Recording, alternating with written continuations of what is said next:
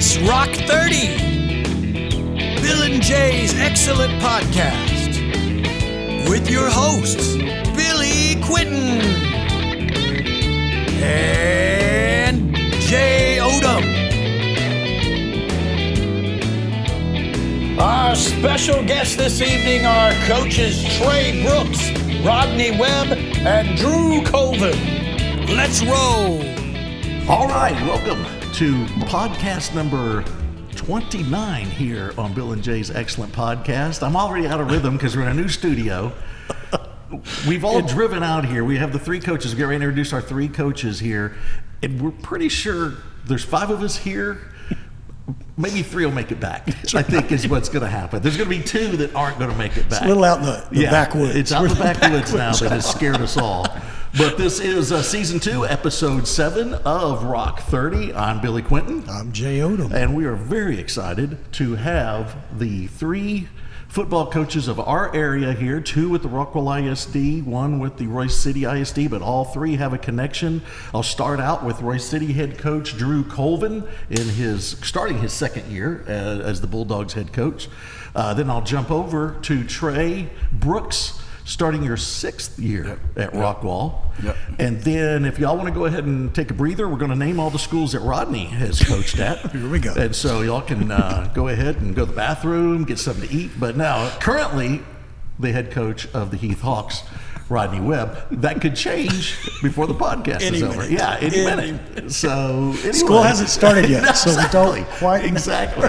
So very excited to have you all join us here. We've been off for a few weeks because Jay's been moving extremely slowly into the new studio. A long, drawn-out move. Just started out with Jay's like, be a couple weeks, and then I was like, what about next week? Let's go. And then I even let's do the coaches. What date? And this was like 3 weeks ahead. I know. July 17th. He just had that. Well, I knew that would make me be ready. Right, and it didn't everything work out. that is here was delivered this morning.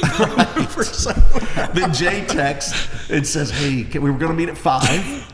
Then Jake was going to move it to 6. So I'm thinking, this doesn't even sound like it's going to make a difference. And of course, I was met with great enthusiasm when I texted everybody that we're moving it to 6 o'clock. I needed to take a shower because I'd set up and I was like, I got to take it because I've been moving all day. Mm-hmm. So that's why it's my fault that we moved it. But I thought you'd appreciate this. But yeah, so you moved it to 6. Moved it to 6, and it was met with, other than Rodney was nice, and everybody else is like, Trey is like, it's going to be 3 hours again. I got to go to the bathroom. It gave me time to get yard work done, so thank you. Appreciated that. Drew threw out the thick sarcasm of, it's not even a busy time for me. Sure, let's just move it. So. Do you have anything going on right now? Not at all. It's just freewheeling. I figured you were just laying around. Any day, anytime. Yeah.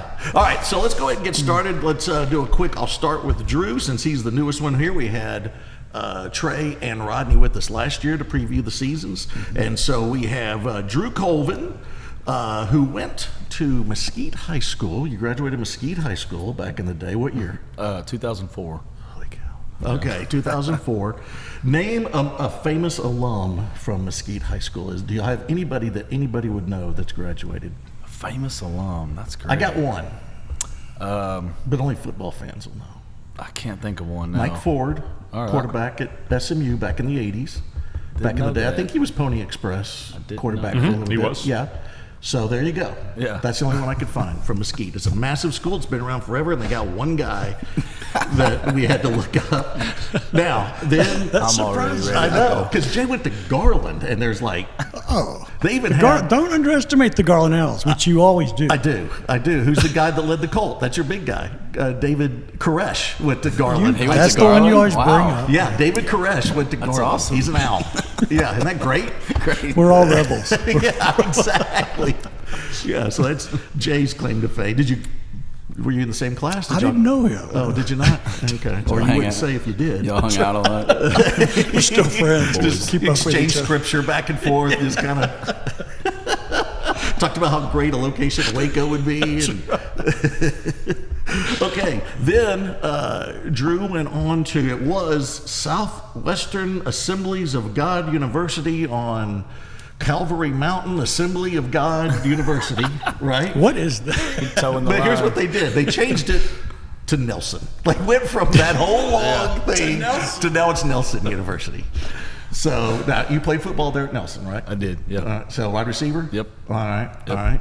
Anything you want to tell us? Any great moments? That was really good. Really good. Yeah. You were really good. No.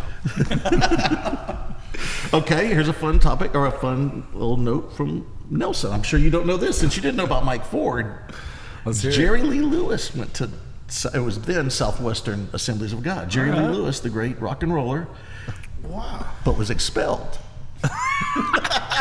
Because he turned a hymn into a boogie woogie kind of song, and they kicked him out. Yeah.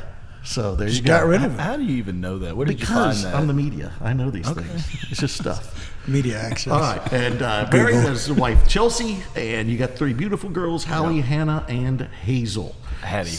Hattie, what did I say? Hallie. Oh, I said Hallie. Hallie. Say it again. Hattie. Hattie, I'm sorry. Hattie, Hannah, and Hazel. Yep. Got to meet them the other day at, where were we all at? We all saw each other somewhere recently. Cale Anderson's deal. Yeah. And How so old are they? 12, 5, and 3. Oh, wow. Yeah. I'm Yeah. That's what I want to start with. Busy man. Yeah. When we first started talking, when you first came to Rockwell, one of the first things he told me was, dude, I am just loaded with estrogen at the house. It is crazy ass. So you got the three girls. Yep. You got Chelsea, obviously the wife. I got a girl dog. And you got the girl dog. Yep. Do you stay at the office a lot more than most coaches? Or are you just like, honey, I got some stuff? I used to tell Chelsea, I was like, yeah, Trey's making us work really late. He's grinding us. I got to stay up here. Okay, so there's the background quickly. We'll come back to the last year's record, which I'm sure you don't want to, but we'll come back to that here in a minute. Now we'll jump over here to Trey.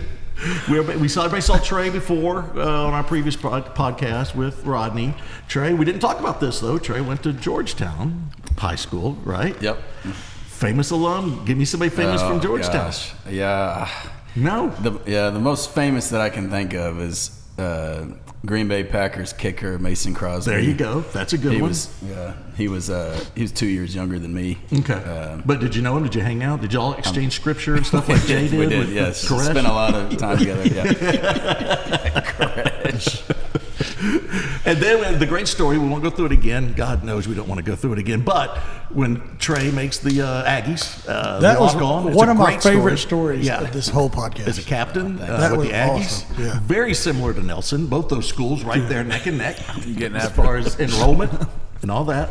And so go back to our previous podcast, and you learned a lot as you were in college because you were under Coach Francione, Dennis Francione, the king of all great coaches. That's right. That we Yep, the both best. experienced. He went to my school, went to Texas State, and destroyed 2 colleges. But anyway, he starts hot. He starts He good. does, yeah. He just can't keep it. Yeah, yeah. yeah. Everybody can take the reservation. It's holding the reservation, and you know what I'm talking about there. The wife, Carla, or Carly? Carly, I say yeah. Carla. Carly. The twin boys, Cannon and Case. Yep. They're now, what? How old are they? They'll be in 8th grade. Unbelievable. Remind me, Yeah. identical? No, they're fraternal. Yeah. So both y'all the they're twins? 13. Yeah, 13 going into 8th grade at Williams. Man, crazy. That's rough. Middle school is the worst. It's the worst. But and then we'll go back to last year's. Oh, quickly, raise your hand if you're in the playoffs last year. Let's see a show of hands. Oh, there's Trey. Oh, there is. Okay. All right. Now we'll jump over. When are we done? By the way, this is so jaded. Look right behind Rodney. I know. I love it. It's just like we got our jersey. He's there with all the Rockwell stuff. Move the Heath helmet. There's a Heath helmet. There is a Heath helmet. Yeah, it's- You can put that on the table if you It's want. not like I didn't see it coming. Saw it coming from a mile away. So we got Rodney Webb, good friend, my neighbor, lives across the street, and I have a beef with Jay about that neighbor issue here in a little bit. Went to North Garland High School. We didn't talk about this, I think, our last podcast. 86 graduate. When did you graduate? 01. 01, okay.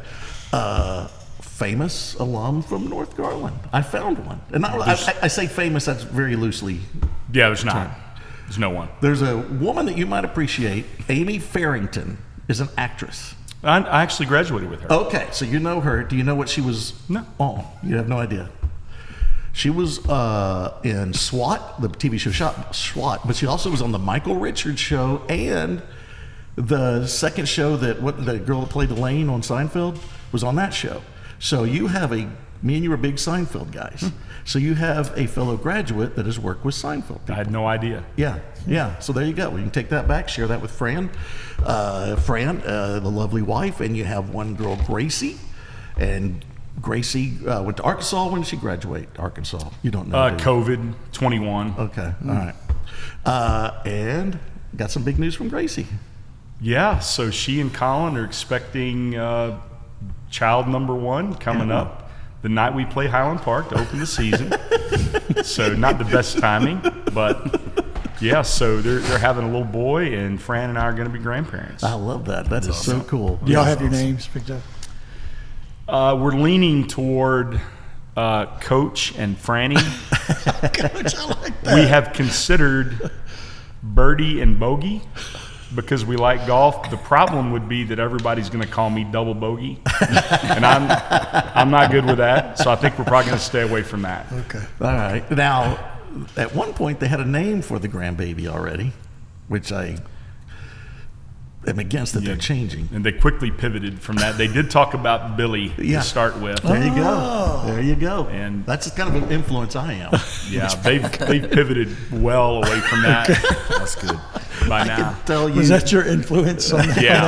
I didn't even have to say anything. I just look. Not going to happen. Okay, so there you go. There's quick backgrounds there for everybody. Oh, I forgot to mention, went to Tarleton State, and just no big deal, was All-American, and went into the Tarleton State Hall of Fame in 2007. Mm-hmm. So there you go. So very good career. Let's show. Oh, I got him. Sorry, Jay. Oh, Jay, it's already messed up. You got to do the. It went to sleep. Yeah. Did I go to photos? There we go. I got it. Okay, let's show first. Here's Drew. This is at Nelson. Look at that. That looks pretty good. Mm-hmm. Nelson Lions, if I'm not mistaken. Yep. All right. So that's pretty cool there. That's a neat deal. Then we got, look at Trey. That looks like a football player right there. Look at that. Got that huge crowd behind him. Got the jersey working right. The eye black. Yeah. And then we'll finally, let's go to, see where this is going. Let's see what the All-American is. Let's find the All-American. There we go. Look at that. All right. There's no neck. There's no neck. There's no number hardly. You can't even see his number. This is for the Texans, I think. Is that what it says on there? The Tarleton State Texans. Right. That's I right. just couldn't read the writing on the jersey. I'm sure that's a. So you're in college? Yeah. I mean, you That really was- look about 14. It's my sophomore year in college. The all-important gloves that he's got working there. And I want to start with this. This is. Oh, go ahead. Well, those were only for pictures. I did not like those gloves, but I thought they looked cool in photos, so I only got my picture made in those. I never actually won. Okay. Very good. Hey, and we can't get our kids to cover their knees, but you got your shins. You have your shins covered. Yeah, exactly. Look at that. Well, that's what I want to come up with. A big beef I have with uniforms right now is there's no more sleeves. Yeah, we need. Don't we need sleeves Look at- again? Because look, there's some sleeves. I think all y'all's pictures, y'all have sleeves, right? Well, kind of. You're starting to go away a little bit there, Trey, but they're still there. What do you mean no sleeves? Because in football now, They're it just so tucks right tight. in. They're Yeah. so tight Like now. this? That there, yeah, that's going to go right under the Oh, shoulder I see. pad. I see. Okay. So they don't even have sleeves anymore, and that was a cool thing, man. You had the stripes on there, where the number would be on the sleeves and stuff like that. Drew, what's your hot opinion on that? Do we need sleeves back? I'd rather stay away from That's those. controversial, Really? Billy. It is controversial. And we're like going to what get I into saw. controversial politics in a minute because Trey loves politics. That's right. And so we're going all in. But what did Rodney suggest? What should we start out with on our politics talk? Well, I mean, I would go with Doge, Musk, and Ice. Yeah, would there be you good. go. That's a good start. Yeah. And then just to break the ice, abortion. Let's just go there. Gosh. Let's just talk That's that. always our go-to. That's always an icebreaker. You know, everybody's kind of light, and we can talk about it. But anyway, all right. So I'm kind of taking over here, Jay. I'm going to hand it over to you here a little bit, and let's get this thing rolling. Because I just want to give everybody the with my background. football knowledge Yeah, or I want to something. hear this. I want to hear how Jay's going to kick this off. No, I when we and I was so glad to hear you were coming.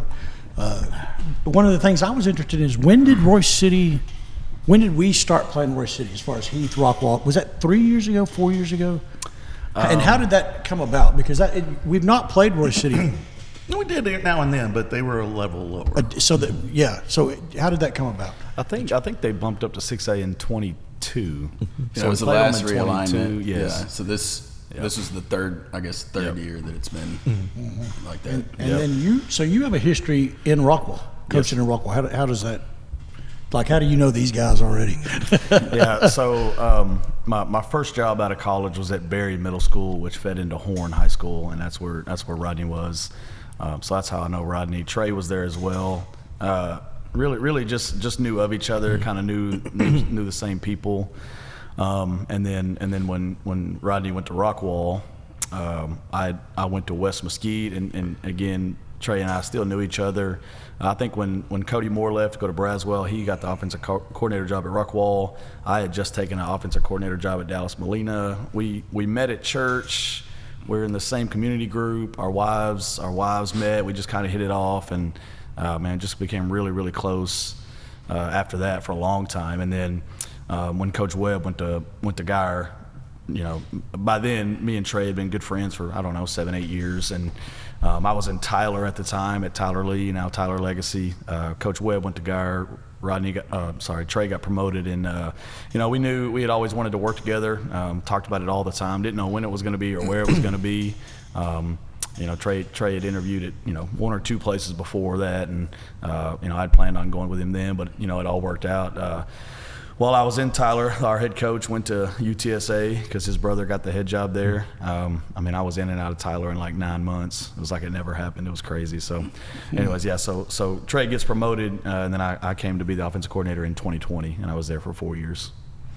Yep. So, did you move to Tyler? Did you ever think moved? And you had to I did move to pack it Tyler, up yes. Again? You were Jake and exchange stories. Yeah.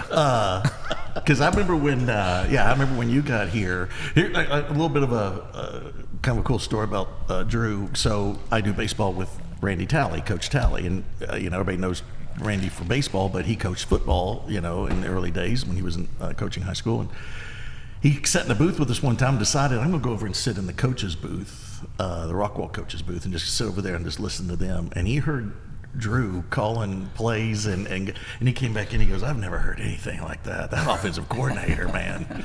He goes, that's high level stuff. Is Cal Barnes listening? Is he listening? And he was like, he came back in. He goes, that's what I had. Ours was, 33 belly, and that's what we're doing, And he goes, there, because it is a whole different level now. So he was just enthralled with that's funny. Hearing Drew make the calls and everything. So that's cool. You just finished your first year. Oh. Yeah, and I'm just mentioning it really quickly. Went 2-8, but obviously first year you got to establish everything, got to build the foundation, all that kind of stuff. So what was the biggest unexpected surprise? I guess that's already stated when you say surprise, but what was the biggest surprise as a first-year head coach that you're like, man, I didn't know I'd have to deal with this? Man, that's a great question.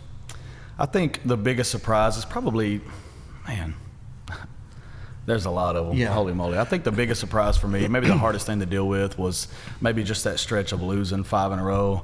My first offensive coordinator job went somewhere that wasn't great, and we got it turned around. When I went out to Tyler Lee, I think they had 3 losing seasons, and we whatever. Me and a new DC came in and kind of breathed some life into that program and got it turned around quickly. So I think just not having instant success, in the moment when you're losing, 5 in a row is really, really tough. So maybe that was the biggest surprise to me of like, man, I feel like I've done this before and gotten things turned around. Why is it not happening right now? So that was probably the biggest surprise. But you had a number of games that were within your grasp, if I remember right. A couple. Yeah. And I just remember thinking, okay, here they are. Because we'll keep track of the games while we're doing it. Right. And then finally you broke through with a couple wins. But that's you're taking over a program that he wants to get this winning started. Yeah. And then let's be honest, I think you were the second choice as head coach there because I No think doubt. Bobby Summers was wanting Belichick, is what I'm understanding. Am I right? Because Bobby Summers. I love Bobby. I Bobby's talk to the him best. every day. I think the hearsay was, what are we going to be able to do to get Coach Webb to come back out? And then I heard some stuff like we got to get he's at Argyle Christian right now. The Cowboy. Jason Witten, Well, how yeah. can we get Jason Witten out here? And I was sitting around like, man, I feel like I've done a decent job. Like, if I could just get on the list. But knowing Bobby, Bobby Yeah. was sitting there going, I know. Belichick's available, I people. know. Why are we not going after him? When I was in Tyler and Traylor left, I mean the rumor there's a lot of Baylor guys out there. Our AD, the AD was Greg Priest at the time was Baylor guy. Soup was a Baylor guy. Everybody was a Baylor guy, and forever it was like it's Art Briles or nothing. It's gonna be Art Briles, just so y'all know. And we were all like, really? But it didn't I remember work even out. hearing that, Yeah. when y'all had the opening. It was I mean, like that was the deal. But that was kind of the way it was with a lot of openings, wasn't it? Every time there was an opening, somebody would kind of be like, I think they're talking to our Briles, And then a school board would get a hold of it and be like, the school board. No, I love it. No. So, Before we get into moving forward to this coming up here, I've got a question for you, Coach Brooks. On last year, with Locke getting injured early on. Yeah. And I'm sorry, I can't remember the name of the kid who stepped up. Brent Rickard. Yeah. Yeah. Tell me a little bit how that went down and him. I remember when he from the stands, he almost had this. I had this feeling that he was like shocked, like, oh crap, here we go. But how did that go down so early in the season? Yeah, it was probably one of the tougher things that I've had to deal with. I mean, only 5 years as a head coach, but that was pretty tough. Game two? Obviously, one of, if not your best player, but also a kid that I'm really close with that I've known since he was in second grade. And so it's pretty heartbreaking to have to deal with that. But it's also what I will remember most about this team is just how they figured it out, and even in that game, Brent, he had never played a snap of varsity football. That's what you can kind of sense, like, what this kid is. But he did it. After a series or two, he settled in and threw a couple of touchdowns and it just played great. I'll never forget. It's funny, you may not even remember this.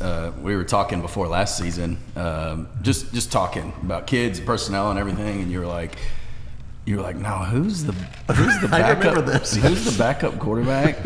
I said Brent Rickard, and you were like, "Are we going to be all right?"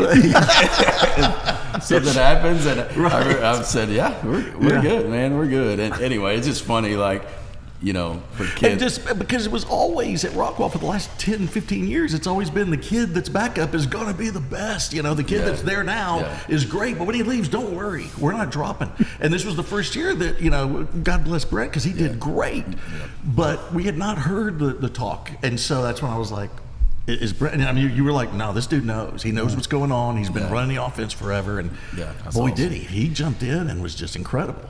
Yeah, super proud of him, and just and the kids for rallying around him. They had his back tough. right It's a then and there. really tough deal. I couldn't imagine to see your guy go down and that early, and he ain't coming back, and so it's. Did everybody know that night? Like, did y'all know in the stands? Yeah, because it was a non-contact injury. Everybody knows when you have that, it's over. At best, they're going to be out a few weeks, and more than likely no. Right. And of course, he knew right away. Yeah, I think you could just tell he knew. So.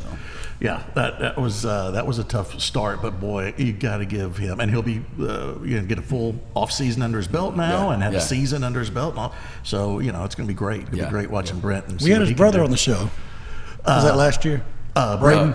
No, I'm sorry. I'm talking about Landon. Yeah, we had brother. Yeah, we had Braden. He was a pretty cool kid too. Yeah, he's great. He's great. He is. And so, Rodney. Now this is your third year now, right? At Heath. Okay, still trying to get used to that. Okay, last year, not to bring up bad memories, but last year I feel the same pain.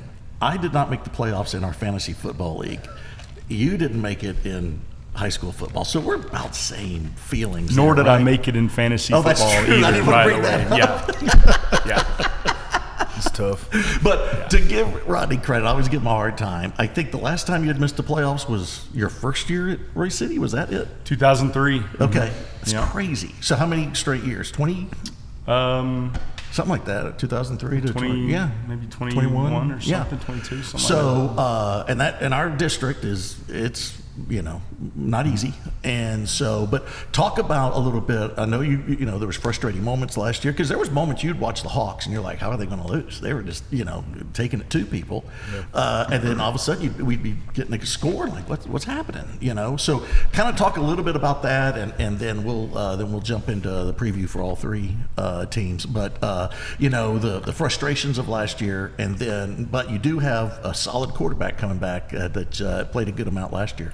Yeah, so the frustrating thing about last year is that our team was wired to play close games. That was just sort of the DNA of the team. We knew we were going to play a lot of close games, and we played 6 district games last year, and in all 6 district games we had the lead in the fourth quarter, and in most of those midway through the fourth quarter we had the lead in every one of them, and found a way to lose 4 of those 6 games, and that was frustrating. And you do get to a point where there's a psychological component to it, where you say, like, not that anybody's saying it, and not that you want anybody thinking it, but there is something deep down that you're wondering, is everybody saying how are we gonna screw this one up, And so as a coach, it's your responsibility to try to pull them out of that. And I didn't do a good job of it last year, obviously. But yeah, that was the most frustrating part, is that we were a 4-6 non-playoff team that very easily could have been an 8-2 district champion. Well, you beat Rockwall in that game. And we did. Yeah, you did. Right. I'll give you that one. I don't remember that. We could go back 2 years. That was a little different. But anyway, so I know this is going to be different for you coming. Is there anything you're adjusting as far as coming off a season that, normally you're talking, I'm assuming, hey, guys, last year we did this in the playoffs. We're going to build on this and that. So is there a different approach you have this year, since it's kind of such a rare season that you had last year? Yeah, I mean, it's a different message this year. You take a year like that and use it to serve as motivation for the following year. So we have a ton of kids back. Most of our team is back from last year, and a few guys that didn't get to play very much because of injuries. And so I think everybody's really hungry to sort of set the record straight with a lot of those losses last year. Okay, Drew, let's go ahead and we'll kind of look forward here for Royce City. If I remember right, you got your quarterback coming back, right? Yep. Richardson? Is it Richardson? Yeah. Jamie Richardson. Boy, he's a fun guy to watch. Yeah. That's a really nice player there. So let's talk a little bit. Who are some, other than Jamian, who are some of the other guys that'll be coming back next year, and who are some of the new faces that people are going to start, seeing, making some plays? Yeah, we got Jamian coming back, our quarterback. He's been in the system for a year now. Has had a great offseason. Was voted captain by his teammates. Man, I'm really, really proud of just the growth from the time we started offseason to now. Just a different person. Kamarian Clark is back. I believe he finished 3rd in the district behind Gooch and Marsh in receiving yards, I believe. So got him coming back. He's a playmaker. We got our running back and our H-back coming back, our big tight end. He's a captain. Got our right guard. He's first team all district. He's a captain as well. So got a good amount back.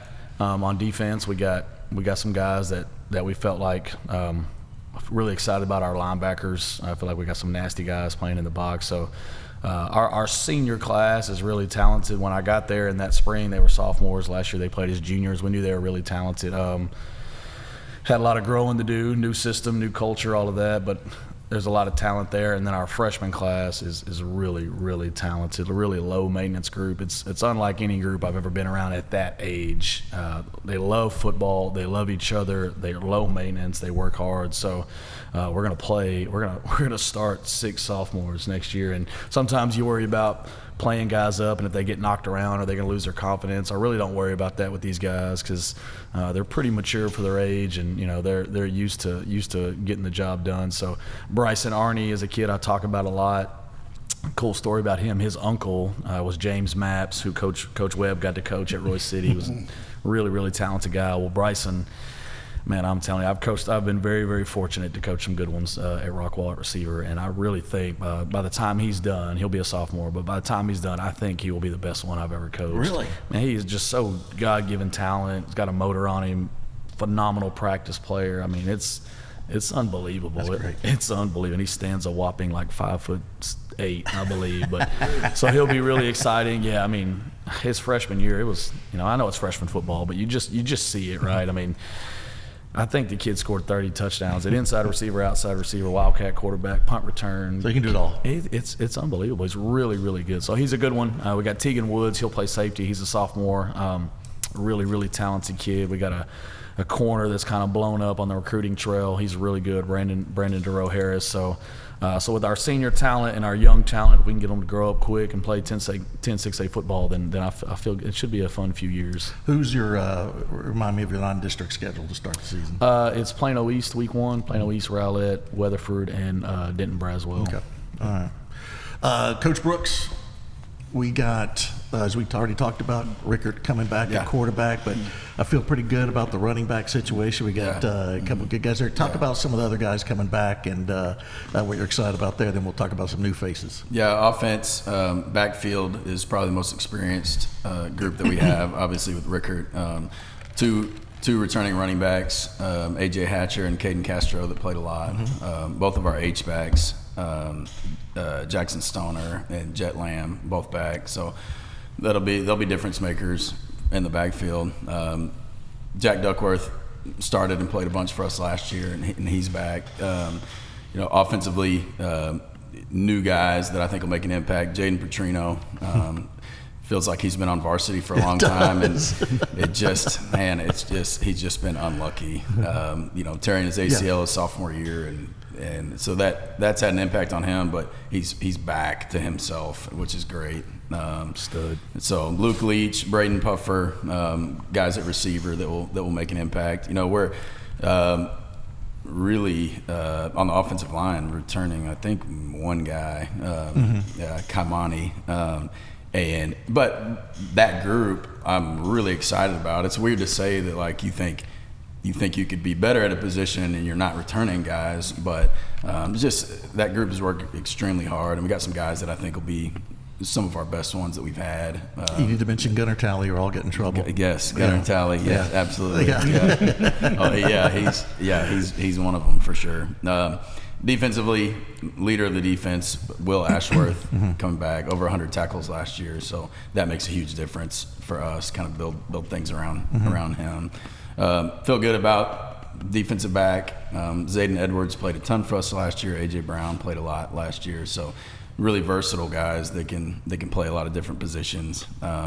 So we'll be a little bit younger on the D line. Wade Day is a guy that played a bunch for us last year. That'll be important for us. Christian Washington and Christian Lawyer both started outside linebacker, and they're back. So good amount of guys returning there, guys that we're excited about. So Christian Washington was so fun to watch last year. That guy, it just seemed to be in the backfield constantly and on every play. I'm excited to see what he does taking the next step. Yeah, for sure. He's like a missile.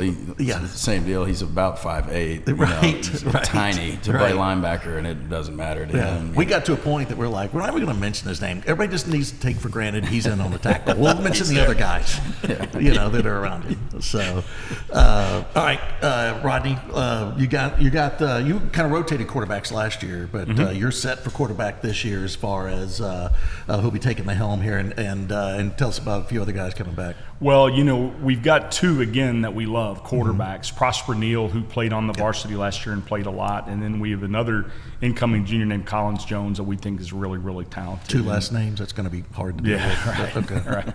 So two guys that we absolutely love, and gives us a little bit of depth there, and then most of our offensive skill guys are back from last year. Sean Gary had a huge year. He's gotten infinitely better in the offseason. Christian Contreras, Carter Zom is a really talented, versatile running back, receiver, kind of a hybrid guy. And he only played 2 games last year. He broke one collarbone before the season started and broke the other collarbone the first play of the Longview game. And he got to play against Roy City and North Forney last year, and that was it. So he's a very talented player, and he's healthy. He is. Yeah. Brian Wamba is a big 205-pound thumper running back that played on our junior varsity last year that we think brings a lot to the table. Landon Hatcher's another running back that we think brings a lot to the table. So we have We have depth in our offensive skill. Offensive line, we return 3 of our 5 starters, but we have 5 that played a lot last year, so we feel like we're going to be improved there. And then defensively, we've got them back all over the field. Linebackers, Luke Mitchell, Zeke Cannon, Carson Adams, Landon Foster, all those guys are back from last year. Colton Laughery and Dylan McCann, our safeties, are back, and then Quincy Jones and Keithan Jones at corner, they're all back. So a ton of guys that played the vast majority of the time for us defensively last year. We've got a couple of new faces on the defensive line, but all guys that have, experience, that Friday night experience. Prosper Neal, I remember watching him, and he was just a guy that you felt like almost every snap was like, okay, he could do something here. He just has a lot of talent, and it's going to be neat to see what he does with another year under his belt and stepping in and so, all right, very cool. Okay, what is, when y'all face each other, we're not going to talk defense because God knows y'all don't even really ever think about defense, but when we did our fantasy football draft last year, we decided we're going to pick one defensive player. I remember Rodney's like, okay, what is this defense that y'all keep mentioning? But what, Drew, when you face a Webb team, what's your worry? What's your biggest worry? Without giving away secrets or anything like that, what do you know that you're gonna be seeing? Go ahead, Drew. Let's see. I think for sure that I remember telling our staff that it's going to be a team that's really, really prepared. Coach Webb's coached at a high level for a long time, and I just felt like when you play that team, that you just know they're going to be prepared on Friday night, regardless of talent, regardless of injuries, regardless of whatever, where they're at in the season. I just know that from a coaching standpoint, like, their kids are going to be prepared when they take the field. They know what they're up against. They know the schemes, and they're just – nothing is going to catch them off guard. So that I don't know if that's a worry. I think it makes it fun, when you're playing that type of football every Friday night. But that's what comes to mind most when when you're playing Coach Webb, it's not going to be a night off. His team's going to be fully prepared. When you go against Drew, well, one thing I was going to say, just and this really applies to both, and I don't know if they feel the same way, but one of the things that's dangerous that you can do when you know somebody so well, like we know each other, is that you can really overthink it. It's like really easy to overthink it, and it's always really easy to say these are all the things that they could do, for sure. And the list could be really, really long, And so I think as a head coach, you have to be like, all right, you almost have to pick and choose. Like, all right, I'm going to say these things to the staff, and because you could be chasing ghosts all over the field because you know each other well, and it's like, well, and in 2014 we ran this play, and that might be something that he does, and so I think, to me that's one thing when you're playing a friend and somebody that you coached with for a long time and game planned with and did everything with, that you definitely can overthink it.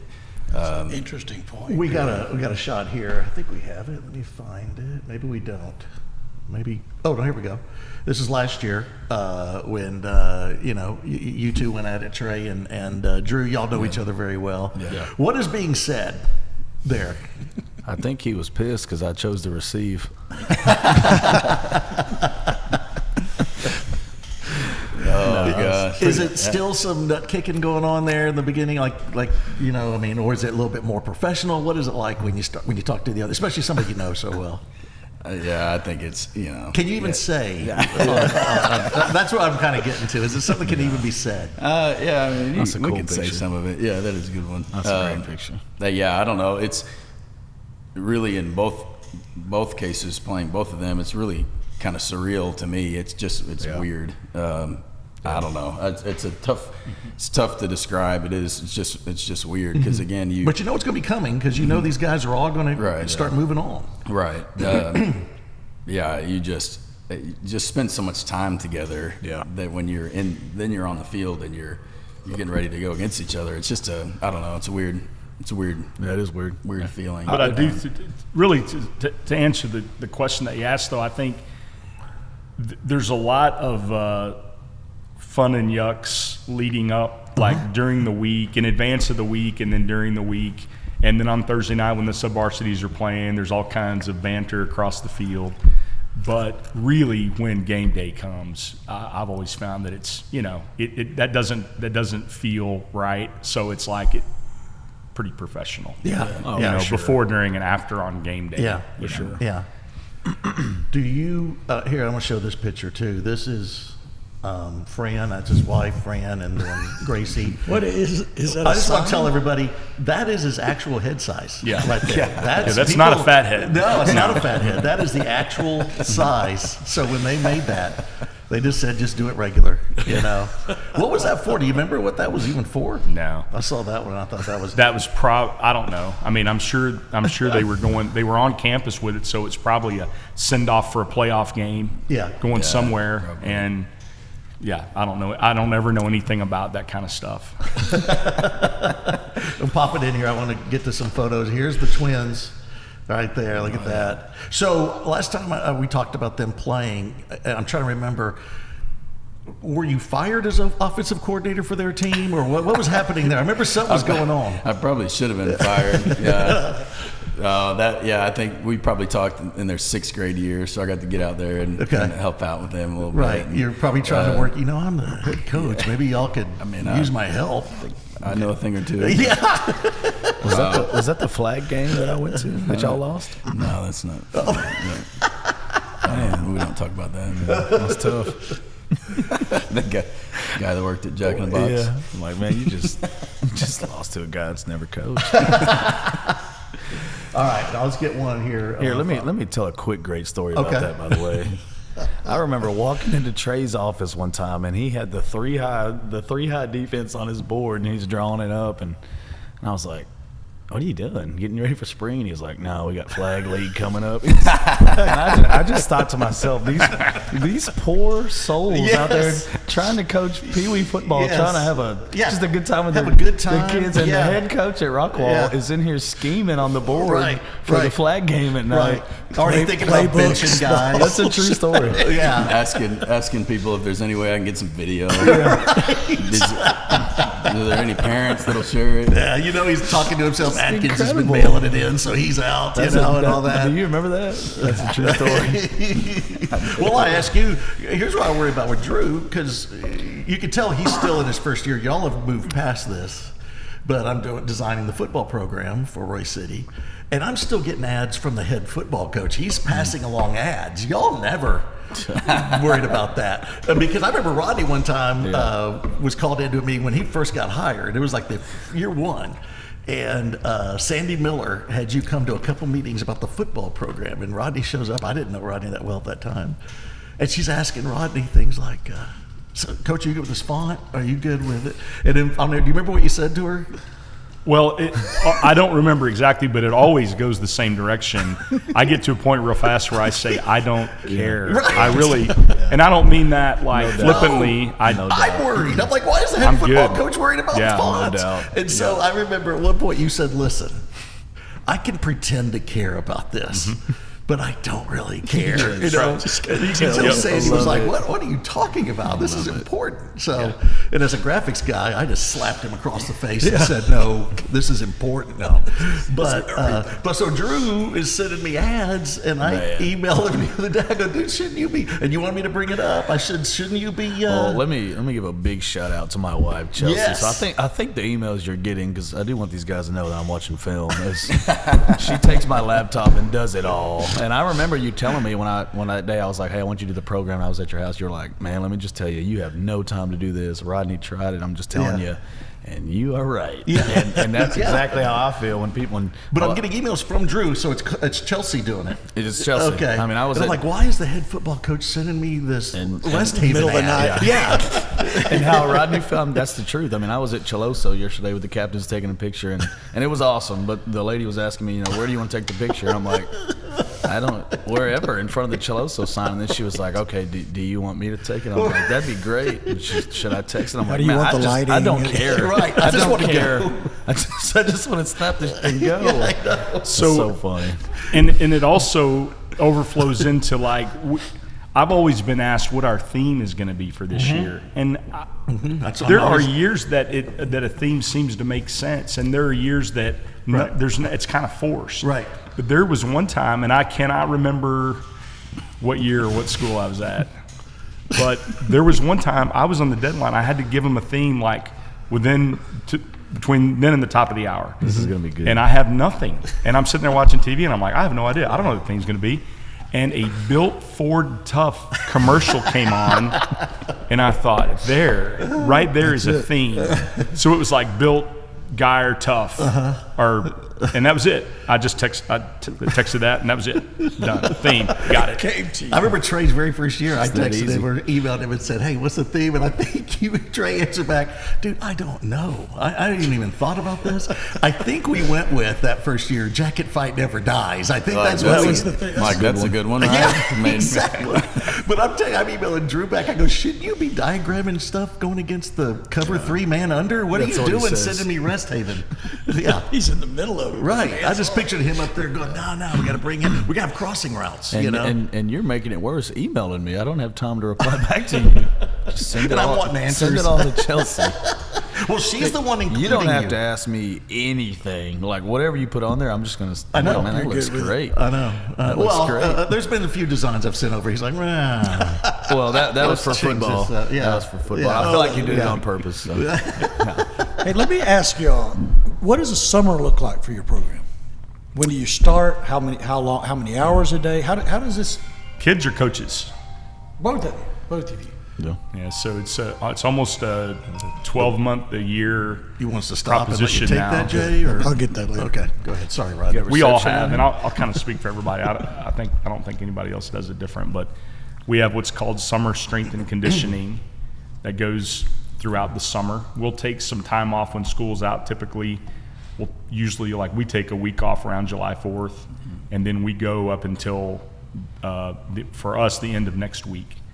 So these kids pretty much get out of school and it starts. Yeah, but it's not practice. It's not a mandatory Yeah. football practice. Okay. It's summer strength and conditioning. So what we have always told our kids is, if you're in town, come up and get a workout in. If you're on vacation, go on vacation. Don't think another thing about us. If you're at summer camp, go to summer camp. If you're going to a college one-day camp, go. You got a chance to go to Six Flags, go. You got a chance to go fishing, go. If you got to work some of the time, we get it. But be here. So we go 7 to 9 a.m. Who's showing so. up? Who's working hard? Yeah, I mean, sure. We don't, we're not checking attendance. We're not punishing or whatever. But when it that is player screws up, you're like, hey, was Six Flags worth it? Did you throw that out there? How was Cancun now? Right. Well, I've had the famous line before of summer strength and conditioning is not mandatory. Neither is playing time. So. But it's not really. I mean, I think these guys would both agree that we coach in programs that the kids feel it. They're not showing up every day because we're going to yell at them if they don't show up. That's not why they're showing up. We're not going to yell at them. They're showing up because they've poured so much into the program during the course of the school year. They're not going to let their teammates down. So they're showing up every day to be there for the guy next to him. Yep. Yeah, I think it's interesting. I was talking to some of our coaches the other day. I just had the thought, just driving. I think it's easy to like talk about kids these days. And people will say, well, it was different. Back in my day or whatever. Something that I don't know, came to the realization of the other day is that I think kids do more. They're doing more now than ever. For sure.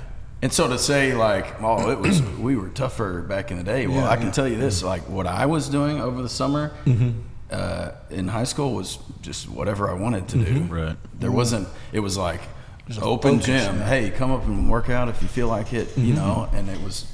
Well, I distinctly remember like the week before two-a-days, back when you had two-a-days, was when I would decide I better start running or something. Right. It was not a full summer deal. Yeah. So it's definitely it's different, and two-a-days and all that is different. But I can tell you that back in the day, we weren't doing any of this. Not working as hard as these kids work, and so I mean, it's they've got their own set of challenges and things that they have to deal with, and Well, whatever. I kind of want to talk about that a little bit, because I agree. And I think that there's certain things, like you always go back to what you know. Like when we played, me and Rodney are close to the same age and stuff, and I was joking around about 33 regular pass and all that kind of stuff. But it was just very specific. I mean, there wasn't a full, like right now, if you pulled a high school kid aside and said, offensive player, and all three of y'all, and I think most high schools are like this, read that defense. They're going to be able to read that defense. At least they're going to know what their position does, what they got to do. We didn't do that. Yeah.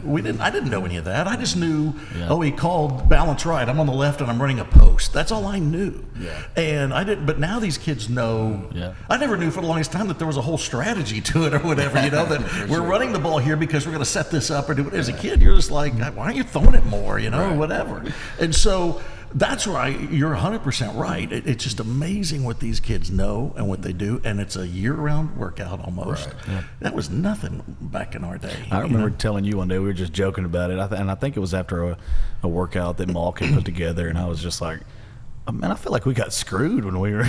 We had good coaches, and I love my coaches, but I just remember like our workout was like bench squat, and then everybody had to run the quarter, like Monday through Friday. O-line, D-line, we're all running the quarter at the end of the workout, and then now it's like you just look at the workouts these kids do. It's like, man, they're getting way better coaching. Well, don't you think? And then practice is different now. When I come watch practice, like I hated practice when I played. Yeah. Practice sucked, and you didn't want to do it. You had conditioning. You just dreaded whenever conditioning was coming up. Do y'all even do? Because your practice is your conditioning, right? It's a fast-paced practice, and and it's fun. It's actually something you want to be. I didn't want to be a part of practice. I think the players now actually are fine with practice, aren't they?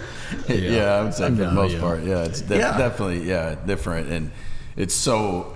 And I know because we're all the same. It's so well orchestrated now. Like every part of the practice is scripted from every kid to every coach. Everybody knows what they're doing. Yard lines, everything involved for every second of the practice. And I just can't imagine that was the case at Georgetown High School. No offense to my. Well, Mason Crosby's over on the side just kicking. He's not doing anything. Helmet only. Helmet only. No pads. Exactly. Yeah. Well, and that was it. Also, the coaches are different too. Where looking at y'all, like all of our coaches were, pot bellies, and they're telling you to get into shape and all that. And now coaches are in shape too. They work out, and all that stuff. And I think at Georgetown High School we would have like a 5-minute segment and get we'd get 2 or 3 plays in, and we get 5 minutes, and we're like, we can get 40 plays in 5 minutes. Let me ask y'all. I've thought about this a lot lately, talking about the world we grew up in the world now. There's been injuries and people getting sick, and we live in such a PC world where you did this and you're going to pay. With the rhabdo and the kids, and there's been some recent stuff. Has the school board really come down on y'all? Like, we got to watch this. You guys got to do this, this, and this. We don't want none of that. Or are they just saying? I'm just wondering if because of some of the stuff that's nationally been in the news and parents being a lot more sensitive to that, do you feel any pressure from the school board to be more careful with kids getting overheated or any of that kind of stuff? I feel like I might ought to be the one to answer that. There's a big elephant in the room right now. But it's not only that. I know what we're talking about. But there's been other instances. A girl recently. Yes. Yeah. Which I have my own theory about that, which is, and a lot of people won't agree with me. But we know that kids that have had COVID or had the shot, the spike proteins. They stay in the blood. And I did a lot of research on that, because when all that went down, I wanted to know more, like, how could that even happen? But those spike proteins, they stay in that blood, and they coagulate, and they help get into the kidneys. And it's many patients, they'd be 50 years old and hadn't even gone for a walk, and they'd come down with rhabdo. So I think that's why we're seeing rhabdo. I was just looking at rhabdo statistics. Since COVID, up like a huge percent, 70%. So it's something that you got to think of with people that have had COVID, but most importantly that have had the shot. Well, I would think that's my personal belief. Back in our time, it's a complete opposite of what it is now, wouldn't you say? Back in our time, I remember they're giving us salt pills and you didn't get water because that made you tougher, and all these things. And I don't think it was anybody on purpose or anything. That was just the well, you did it. Yeah. Well, there's been an evolution in, I mean, a lot of aspects of athletics. We're just talking about football and how, how we do things now. That's an evolution. We've gotten smarter over the years. But it's the same thing when it comes to safety of the game, and we've gotten a lot smarter. I would say this about rhabdo, and this is a very uneducated comment to make, but I think a lot of the reason why we have more rhabdo lately is because people know what it is. That's not to say it's not a thing. That's not to say it's not serious, because it certainly is. But I never heard of it. And I don't think anybody was getting those rhabdo diagnosis, prior to just a few years ago. So now, it's a legit, I can tell you, I know for sure it's a legit thing. So, I think that one of the things that I'm proud about with our coaches in the state of Texas and our trainers and our administrators is that we have stayed ahead of the curve on a lot of these things when it comes to coach and trainer and player education and policies that we've come up with that are staying ahead of the curve on. We're not waiting for the government to mandate a heat policy. They might mandate a heat policy, but guess what? We've been doing that for years already. And so I'm proud of our state association for, some of the forward thinking that we've done. And so I think, to me, and a lot of it just comes down to common sense. It just comes down to common sense. And I tell our coaches on campus at Heath all the time, just use common sense and err on the side of caution. And I think when we do that, we keep ourselves out of trouble. Yeah, I think, on that same note, like just being ahead of the game, and Rodney deserves all the credit for this. He hired a strength and conditioning coordinator in Andy Malk before that was even a position. He hired that guy for that reason, because he's a certified strength and conditioning coordinator, and he did all that for us before it was even a thing. And so, I think trying to stay ahead and I think Rodney said, well, it's an evolution, because I don't think back in the older days, they thought that was the right thing to do. It wasn't like people were out there going, let's just screw them up. They don't want to. You got your players doing the best they can.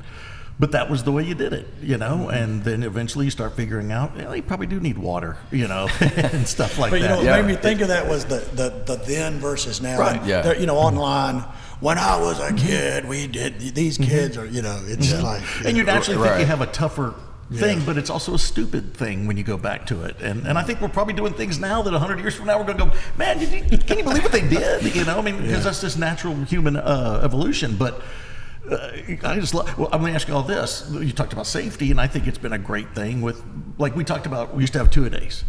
Well, the reason you had two-a-days, or you have NFL, they have training camp, was because nobody did anything over the summer. Those were there to get you into shape. It's not as necessary anymore, right, for two-a-days as much.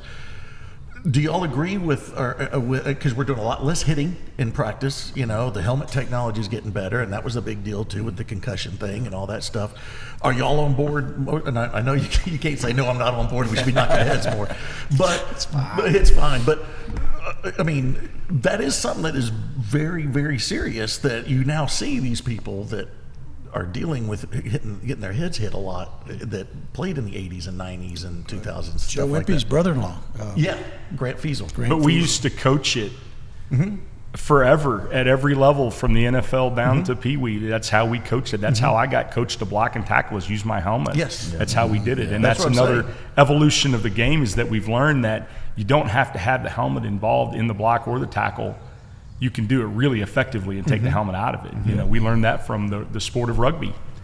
And so again, I think it's that evolution, and it's it's trying to thread the needle of, you want to put a high quality product on the field, you want to play at a high level, but you also have to value the safety of your players as well. For sure. And so that's something that I think all of football has really evolved to. Do you ever talk to older coaches and they are kicking and screaming about this, or are most of the coaches still kind of coming around? Are they? What's their attitude? I think when something changes, I think everybody tends to grumble about it. All the experienced guys tend to grumble about it for a little while, but they come around to it. Yeah. Because I think back, man, I would have probably enjoyed football a little bit more if it was like this, as opposed to, man, we got to get through Monday through Wednesday, then everything's fine, but it was just the way it was. But I think it's in every sport you see it, where they're trying to adjust things and all that. Okay, I want to go back here to Drew. More personal deal. Who was your biggest influence as you're going to your coaching career? Who's somebody you think of or refer back to, like, oh man, I'm glad that I knew him or he coached me or whatever?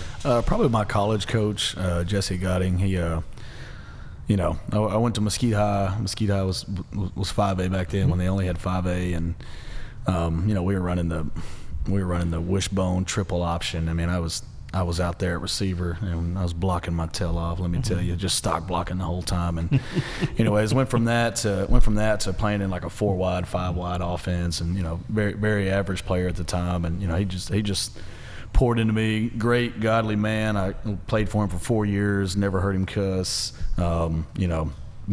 Always told me all the time, you got to play past your limited ability, and just invested a lot in me, and it meant a lot to me. It's kind of messed up. Yeah, no doubt. You were extremely limited. Which I'll say this, when we're in coaching meetings and we're like, that kid's okay, I'm always like, I wonder if my coach just said that about me. Like, who wants Colvin? We'll take him. Yeah, y'all can have him, whatever, it don't matter. Did you think you would be a college or a coach at that time? Is that what you wanted to do? For sure. Yeah, you knew this for sure. Since for when? Sure. I think I had some really good coaches in high school too, that were great to me too. So in high school, did you want to be a coach? I think so. I think my senior year, I kind of figured out, like, man, I had some good coaches, and they were tough too, but I just had a great relationship with them. Keith Flowers, his kids are over in Heath. He coached me, man, great guy. Alex Figure's the assistant AD in Mesquite. He coached me, great guy. Steve Halpin was our head coach. Then I got to college, and Jesse Gotting. I mean, like I said, high school, we're a wishbone triple option. I'm doing a lot of stock blocking, whatever. It happened to get to go to SAGU at the time, and whatever. 4 years, got voted a captain my senior year, which that meant a lot to me, and was with a rare class. NAI is different. It's like, man, kids will come for a semester and they'll leave, and you might have a brand new group that next year. But that class, I just got lucky. We kind of stayed together and did some good stuff our senior year, and that coach was really good to me and did a lot for me, and so he was kind of my mentor, my influence. You were talking about the stock blocking and all that. Recently, last week, I went back to my high school reunion, and I sent Rodney and Fran and we have a little group there, Tyler Anderson and Amy Anderson. They had our old programs, our old football programs, and I took a click of the roster and sent it back, and Rodney noticed on our roster there's not one wide receiver listed on our roster. That was a fun offense. Yeah, I was a tight end, and it was just there was no receivers. And then a football coach texts me and says, "What is DH?" Because we had listed a position of DH, and I remembered I had to think about it. It was defensive halfback, I think was what it was. I told him designated hitter. Yeah, that's what I thought. That's what I thought it was. Yeah, we didn't win too much. That's a made-up position. Yeah, I'll never forget. It was two receivers that played when I was in high school. It was me and a kid named Antonio Brown, not the famous Antonio Brown. Well, he went to Kansas State, and I went to SAGU. So I was allowed to run slants, hitches, and outs. Slants because I was going to get demolished. And I'll never forget one time we're playing Naaman Forest, and Coach Halpin, he just grabs me by the back of the jersey. So I would just run the play into the huddle, or it'd be AB, and he goes, "All right, it's going to be right 19." And then he looks and he goes, "Colvin, get your ass back. Give me AB." And I was like, man, thanks, Coach. Well, I was telling Rodney that my sophomore year, whenever I was every other play. You run the play. And all you did was stare at the coach like you had this power of like he needs to throw it to me. You felt like you had this power. Yeah. We threw it 3 times a game. One of those needs to come to I don't want to brag, but my senior year I had 9 catches for 90 yards. All right. Very nice. Very nice. Probably in the record books. It was right after they won state. So that is so funny though. The whole grabbing of the shoulder pad. That's a true story. He was just looking at the field, and he looked at me and he goes, "Colvin, get your ass back." Trey, who's somebody that inspired you? That was a big influence. It was in college that I decided that I wanted to be. Francione. Go ahead and say it. I call him Dad. No, it was in college when I figured out that I wanted to coach. A big part of that was my position coach, Chris Thurman, played corner. And I think it would be an understatement to say that I was at the bottom of the totem pole. I mean, like as low as you can be. But he treated all of us the same. He treated me like everybody else, and that really made an impact on me, and I think kind of shaped the way that I coach. Try to value everybody, and because he valued me and treated me like everybody else, and so I think that's where it started for me. And then obviously getting to coach with him at such a young age in my career. He came to Mesquite Horn my second year of coaching. And I knew nothing. I knew nothing. And to get to work under him and just have that guidance, him and Cody Moore at the time. And obviously he has influenced me more than anybody in my coaching career. And so I was very lucky. I had no idea. I had barely even been to DFW. Applied for this job at Terry Middle School, didn't even really know what I was applying for, and just ended up there. And it was just by chance that he happened to be there the following year. And so, definitely how that stuff happens. God definitely took care of me when it comes to that. That's great. I think it kind of started when I was in college, but then obviously the biggest influence has been Rodney for sure. Trey, you said, you self-admittedly said you were bottom of the totem pole at OU. Did the other players make you feel like that? Did you ever feel like I'm the bottom of the? Did they? How did they treat you? They didn't. And some of those guys were my best friends, guys that were on scholarship. Other guys that played corner that were big time, highly recruited guys, and there were some of the guys that I was the closest with. So it was. So you felt like you belonged. It was a tight knit group, and I say that like I didn't play very much at all, but I think those guys know like you're all going through the same grind, you're doing the same off-season workouts, we're going through the same practice. I was on the field at practice more than some of those guys because I was out there on scout team. Right. So I think those guys have a respect for that, and you're all there together doing it together. Just watch Rudy. That's basically what you can get the gist of it. Trey got a sack on I his was last way play. better. I was way better than Rudy. He was not a good player. No, he was not. Rudy had the long sleeves that Billy likes. I do like the sleeves. Yeah, that's I do true. like the sleeves. All right, Rodney, who was your big influence? So I'm going to go with the guy that nobody has ever heard of. His name's John Roberts. I was in Ruidoso, New Mexico for 7 years when I was a young coach. And he was an assistant coach out there, but had been around. He'd been at a lot of schools in West Texas. He'd been in New Mexico. And I probably learned more from John about how to handle people. I learned a lot of football from him too, but I feel like just learning about the importance of relationships and with coaches and players, and about how important it is to if you want to get people behind you and buying what you're selling, you got to have connections with them. So I think that's probably the guy that I learned the most from. I knew that I wanted to be a coach all the way back to high school. I had some of my high school coaches, they were my heroes. And so guys like David Ferris, Steve Baker at North Garland, that's why I became an English teacher. David Ferris was an English teacher. And I just want to go to college, get a degree and coach. So I just said, I'm going to go get my English degree because I want to be like Coach Ferris. Yeah, That's awesome. That's cool. Yeah. That's cool. So that leads me to this. Before your big-time 6A coaches, you got to, other levels like 4A on down, I think you still have to teach class, right? Isn't that so what did you teach? I taught U.S. history when I was in the classroom. Yep. Okay. And Trey? Yeah, I know you were PE when I was teaching. You were a PE coach. Yeah, I've done PE. I taught world geography, world history, economics. Wow. I think that's it. Did y'all like teaching those classes? Yeah. Yeah. Yep. And then Rodney was cool. English and taught Shakespeare wrong. I know that. I did teach Shakespeare wrong, yeah. Tell that one very quickly. That's My very first year to teach, Elgin, Texas, 1991. We're going to read Romeo and Juliet. I'm not prepared. It's in football season. I'm just not prepared. Mine's not on. No, and so I'm explaining to my correlated language arts kids, if you know, you know. Correlated language arts 1, okay? I'll just leave it there. And I'm explaining to them what the play is about before we start reading it. And I tell them it's the Capulets and Juliet is a Capulet, and it's her family. And then Romeo's family, there's a county in Texas called Montague County, and it's spelled the same as Montague. And I was thinking Montague County, so I said, and Romeo, he's a Montague. So one of the kids in class, that was a repeater, a CLA1 repeater, he says, Coach Webb, we read this last year in Mr. Medenka's class, and he pronounced it Montague, and that was like a little cue.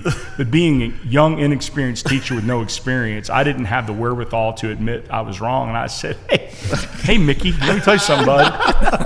I've got an English degree from Tarleton State University, okay? You think I know? Who in this room knows how to say it? I don't care what Mr. Medenka said. It's Montague. So to this day, so 1991, that's, 30... The kid that failed the class 34 years ago, so those people are now 48, 49 years old, and they still think it's the Capulets and the Montagues. Yeah.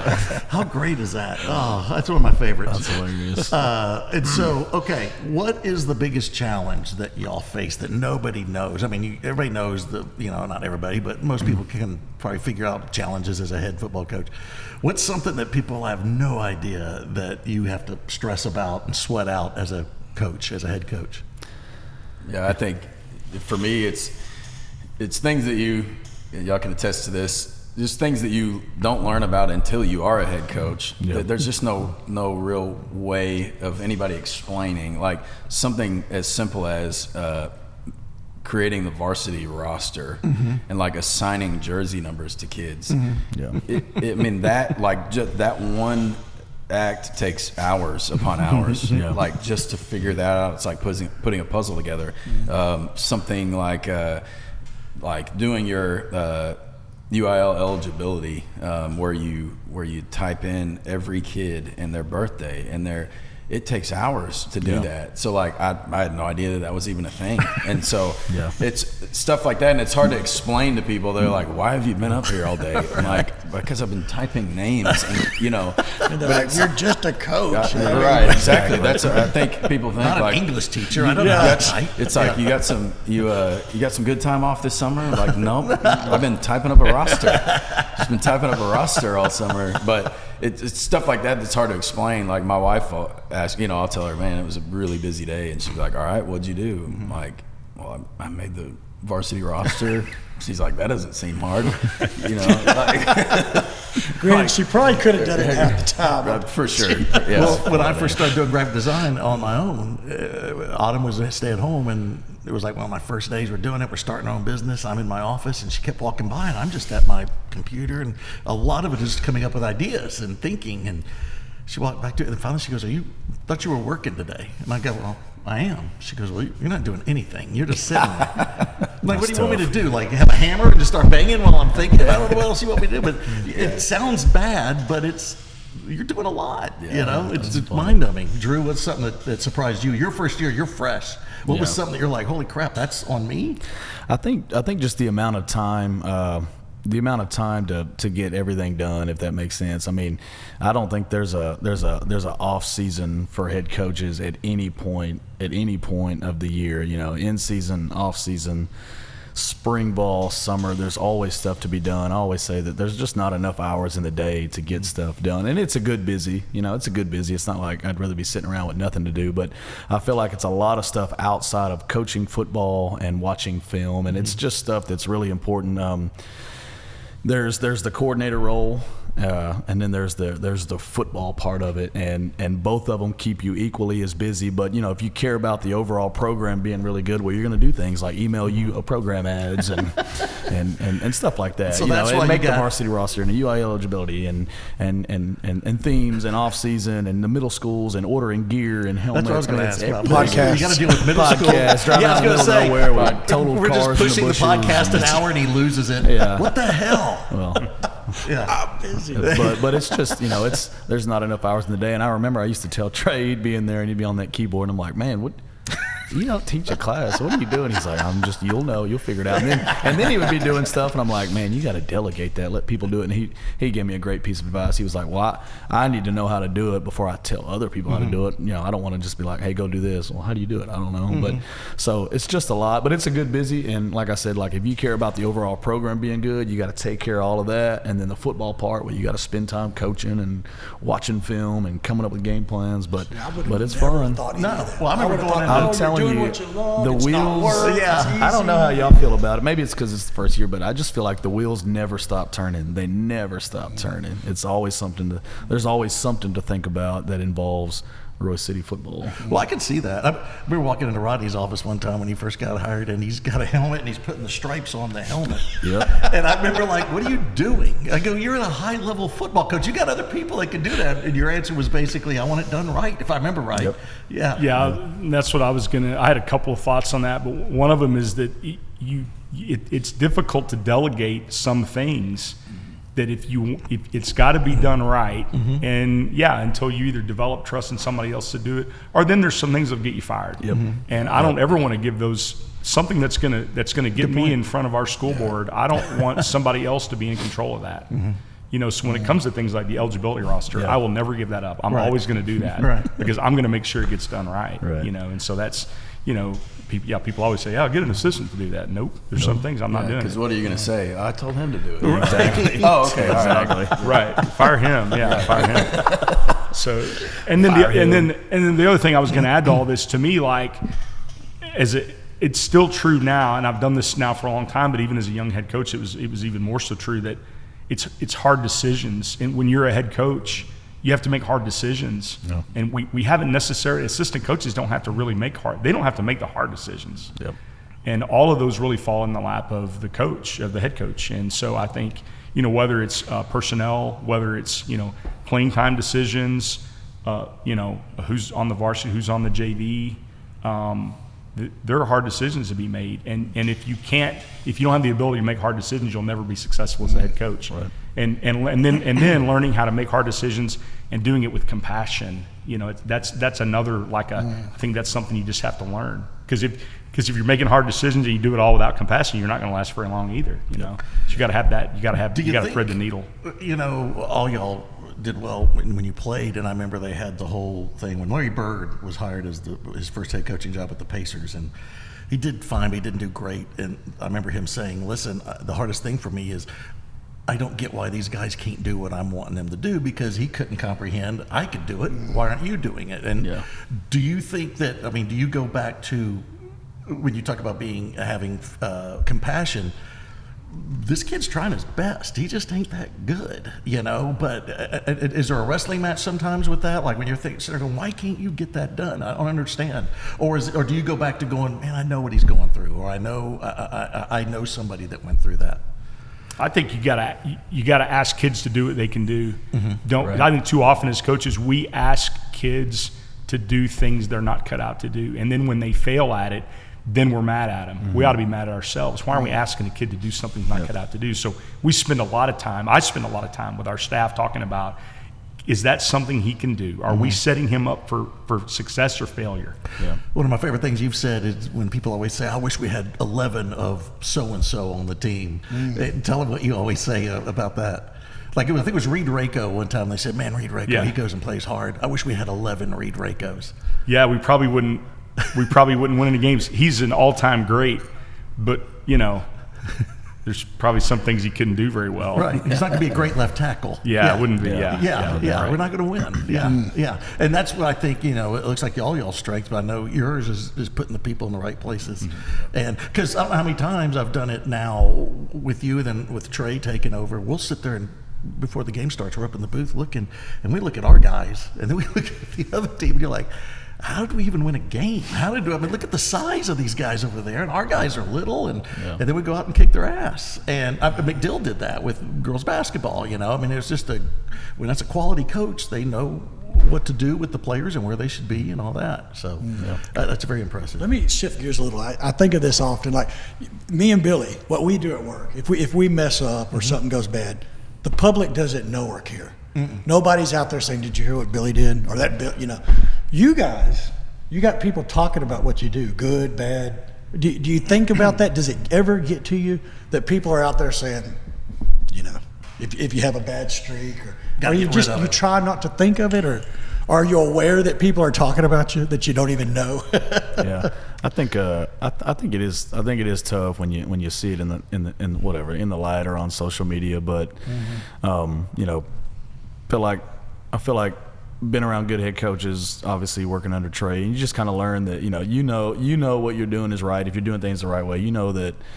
You know, treating kids right, treating adults right, and doing things the right way. And I truly believe this, and Coach Webb says this too, like winning and all the good stuff, that's a byproduct of doing things the right way. And, you know, sometimes that takes time. You know, if you're not doing things the right way, and, you know, you'll have good years every now and then, but consistently doing things the right way and treating people the right way, that's when success and winning comes. So, you know, you see that, you know, I got two funny stories about that. One, it's like, you know, had a good stretch at Rockwall when I was working with Trey, and I think we lost one district game in 4 years. And it's like, you know, one bad season at Roy City. It's like, do y'all think I forgot how to coach all of a sudden? You think I just forgot how to coach football? But I do remember this too. And my wife, I feel like, is the greatest coach's wife. We're playing North Forney 2 years ago, and it's 65-7 at half. Right. It's like 65-7 at halftime. And they were undefeated at that time. Yeah, they were undefeated for sure. Yeah. And it's 65 points at halftime. And I remember Trey's like, whatever, just get us out of half, and we run a play and we get stuffed. And this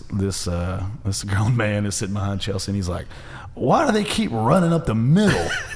And it's 65 points scored in 2 quarters, and that just lets you know, like people sometimes it doesn't matter. It's gonna be always be idiots. What you've done. Yeah, it's like people just say whatever. Yeah. You know, and she's been around long enough to know. She's like just laughing off like, this guy, does he know they've somehow reeled off 65 points in 2 quarters? He screamed it. Why does he keep running up the middle? She's like, so anyways, yeah, I feel like you treat people the right way and do things the right way. You know, you're doing things right, and the winning and the success, it'll all take care of itself. Mm-hmm. Yeah, that you just have that to fall back on, knowing sure. I'm doing things the right way. So you know, and not everybody's going to be. People may have an opinion or whatever, but it is a. I mean, it's one of the most unique professions in the country. That it really is. That. I mean, like you said, that everybody has an opinion about your job. But 99% of jobs, nobody cares about. No doubt. Well, and then you throw in parents that are not looking at it through a realistic lens most of the time. Yeah. They're, you know, you'd mentioned before, and I've done it when my kids have played sports. You always have that, if they're playing a lot, you know, they need to be playing a lot. They're doing great, but if they pull him out, why do they pull him out? He needs to be playing more because he'll get it, you know, and it's always that. And you know, my kids are in dance, in the drill team. Why aren't they on the front row? Right. They should be on the front row. Right. As a parent, it's your first thing. You know? And it's very normal. Absolutely, it's very normal. And I've never held that against a parent before for putting their kid first, because I was worried. I've got a daughter that played sports, and I was wired the same way. I've never held that against a parent, but. Yeah, I've had a few people over the years that have accused me of being arrogant. I've never thought of myself as arrogant, and I'll leave that up for others to decide. But I've said before that I think having longevity as a head coach, you might not use the word arrogant, but it requires a high level of confidence. And if you're always second guessing yourself based on what somebody else is saying, you'll never make it. That's not going to be good. Yeah, so you have to. Just what those guys said. I mean, it's. When I go home at night and I look in the mirror, I'm looking at a guy that did his best to do it the right way. Yeah. Well, and then it's a weird profession too, that when your kid is playing for y'all, most of the time it'll be a year to 2 years, unless you're a stud athlete. And most of the kids that are stud athletes, the parents are a little different than the others. But for those 2 years, you're pretty much the most important person in the world to them. Like if your kid's playing football and they want them to play well, this is their, you know, and this leads me into the world we're in now. As much as things, you know, we always go to good old days, as Trey was talking about, but nowadays I feel like we're in a world of, when I was playing and years before, you knew pretty quickly that I'm not going to be playing after high school, you know, and 99% of the kids knew that. I don't know if it's that way now because of social media, because of the way that you have all these camps and all these things that promote these kids. You mean more kids think they can make it to the NFL? Yeah, I think so. I mean, do y'all agree? Or do you think that there's a Yeah. false sense of their talent? I think a lot of times.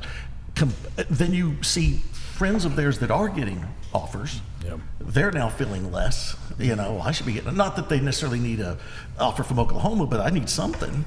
And so, what do y'all? That has to be a huge challenge for y'all too, because I mean, when we all played, you talked about it with your coach. I had it, which is you knew. Okay, enjoy this last year. This is the last time you're ever putting on a helmet, and move on. Yeah, I think sometimes it's even kids like. Maybe it's a kid that knows, like, they're not expecting to be a college football player, but in their mind it is, well, why even play if I'm not going to play the next level? And I think it's one of the biggest parts of our job is trying to help that kid to understand the intrinsic value that comes from playing football. For sure. And like it's really tough. I mean, it's tough because obviously it's a 16, 17-year-old kid. Yeah. And you're telling them, no, these are life lessons that you're going to learn. But I think that's a big deal, and that's why it's tough. You have kids quit in every program, but it's tough because you know what they stand to gain from being a part of it, and so it's. Yeah, I think just being the person that's on the team and that's happy to have played high school football, trying to hold on to those guys as much as possible because I feel like it's probably less and less. I think it's really hard for kids and parents now to understand that it is awesome and okay to just be a really, really good high school football player. And if you don't go play college football, that's okay. But being a really, really good high school football player, that's special. And I don't think where we're at right now, it ends there. It's like you said, like everybody's going to go play college football. And I just also think that too often it's a measure of success of a kid's high school career if the kid, whether or not the kid signs on signing day, that is the measure of success. And if he or she doesn't sign on signing day, it's been a failure, and that nothing could be further from the truth. And you have parents that are putting a lot of pressure on these kids, and all of y'all have talked about it at times. You can tell the player or the kid that's playing just because dad or mom wants him to. He doesn't really. He may have other things, or he knows where his maximum is. That's got to be tough too when you see these kids that are there just because they're feeling the pressure from the parents. And don't you think a lot of it? I'm thinking back when I was a kid. Like now it's you can do it if you put your mind to it. You can be in the NFL if you And I remember when I was a kid, my dad was like, you may want to stick to the piano. But now it's you're not. But do you feel there's some of that going on? I mean, I'm a big believer. I mean, you played college ball and you kind of counted yourself out. As far as you thought you were not going to go to A&M and play ball. I did not. But it happened. So I'm a big believer. It can happen. Don't tell nobody anything. But it's not failure, though, is the right. thing. That's it. If it doesn't happen. Right. We'll share with our kids, we'll share a lot with like measurables, average measurables for, everybody that signed a Division I football scholarship last year. This was the average height of the offensive line, and this was the average weight, and then go through all the positions. And you try to do that, and not everybody fits in the same box, and it doesn't mean you have to equal or be greater to the measurables. But then there's that, there's that one, there's Kyler Murray, there's the 5'9" quarterback, or there's the 5'11", what was Sam Mills that several years ago played in the NFL, was 5'11" or 5'10" inside linebacker. And they're like, oh, that guy, there's a 5'10" linebacker. My kid's 5'10". But he's like a 1 in 10 million. So, but we do our best to educate them on that as well. Do you ever talk to the players like in more detail about that? Because I won't name the name, but I remember a number of my son's friends that were playing. That was their only focus, was football. And you knew, okay, they're not gonna go past this. What else are they doing? Because do you ever talk to players like that? Sometimes does that ever come up like, hey, man, what else are you doing? Are you, and not in a, you're not going to make it, but this can't be your only path. I think what I try to do is whatever we value on the football team, our core values and things that we talk about, I have to make sure that those things also apply outside of football. And so just remind them about that. That way it's not just football. Like when we're talking about effort, we're not just talking about on the football field. Like you can give great effort in other things too. And so, I think to me, like, that's the best way is to make sure that they're thinking beyond football, is that you're like, hey, you know, what you're doing right now, this applies beyond football. Like, you just have to remind them of that. Yeah. Hopefully you don't get kids that are, you know, one-track mind. Right. And the thing that actually drives me crazy a little bit, and I'm not necessarily the kid, but because of the world is now, is like how many times you get on and I don't go to social media near what I used to. It drives me crazy now. But I do go on there to promote this or, you know, whatever, and you go search now and then and kind of see what's happening. But the kids are videoing their workouts, and they're showing off how they're working. Look how hard I'm working, all this kind of stuff. And those kind of things that are, I just went to a camp today, and here's the, what is y'all's thought process on that? Because I think there's positives, obviously, with social media, but I think there's some negatives, too, that can be really challenging for a lot of these players that we didn't have to worry about. Yeah, I think for kids these days, they feel like if they're doing anything outside of what they're doing at school, it's, you know, they're doing work that's going to, you know, whatever, better make them a better version of themselves at that position or whatnot. But you know, we try to be really proactive with our kids about, you know, let us know what camps you're going to. We'll let you know if it's worth it or not. Good. And, you know, trainers and all that. You know, I'm all for kids being around football as much as they can outside of football season, but you know, you do try to protect your kids and let them know, like, hey, you're wasting your time with this. Or, you know, I talked to a guy the other day that he doesn't go to Royce City, but he's a friend of mine. He took his son to a camp, and man, he told me there was 390 kids there. 390 kids, and I mean, and these coaches were blowing him up on Twitter. Got to be here. Can't wait to evaluate you. You got to spend $100. It was 390 kids there. There was 5 full high school teams there, and he was there for 3 hours. I think he got 1 rep. I mean, the kid was distraught, and you know, you see stuff like that. But I do think kids feel like that. If I'm doing anything outside of what I'm doing at school, then I'm getting better. Well, that's the other thing. It's a moneymaker out there for a lot of these people. No question. And that's going to bring a lot of these people in that aren't familiar or know. That's great that y'all help them with that, because I mean, like, I keep going back to it, but it was the opposite when I was growing up. You didn't have camps or anything like that. In fact, you couldn't. It was against UIL rules to go do camps and stuff. And now it's the opposite. I want to say this real quick. What Trey said earlier, you know, about you hope you're teaching your kids that the intrinsic values of what they're learning being a part of a football team. And we have a kid that I'm going to brag about forever at Royce City.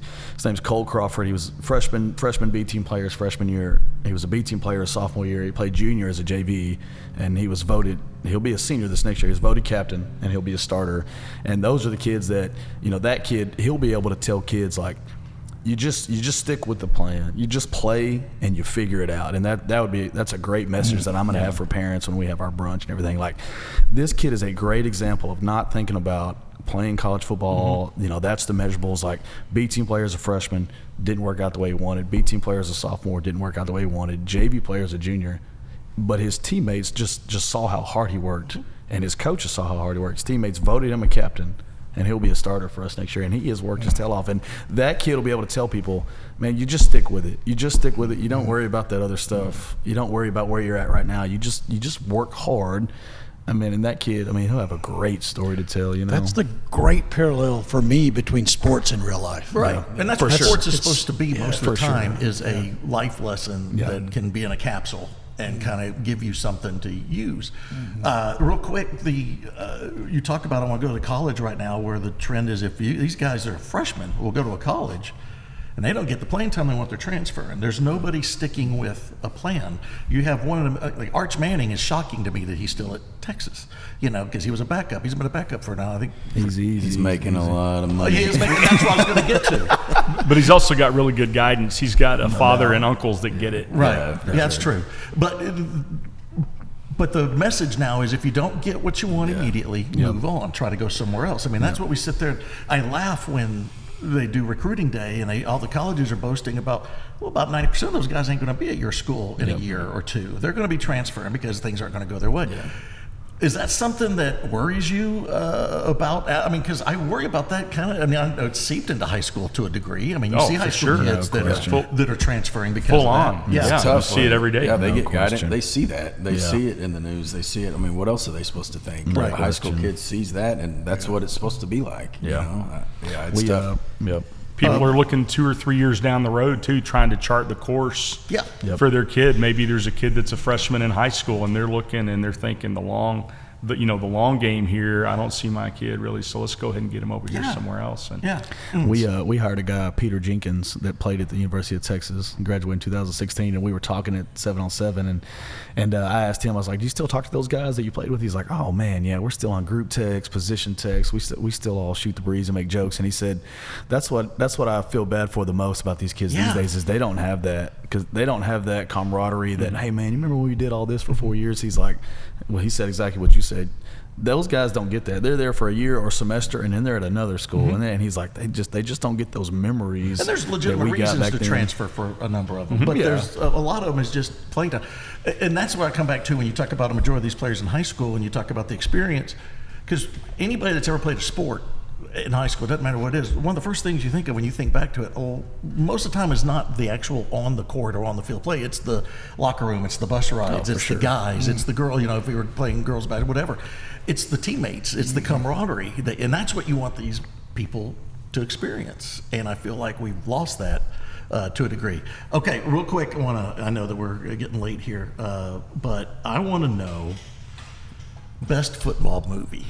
What is the best football movie that you've ever seen? Because to my opinion, it's hard to make good football movies. They don't seem realistic a lot. A lot of times when you watch them, guys are getting blocked, they're flipping, and it's crazy, stupid plays that they're doing.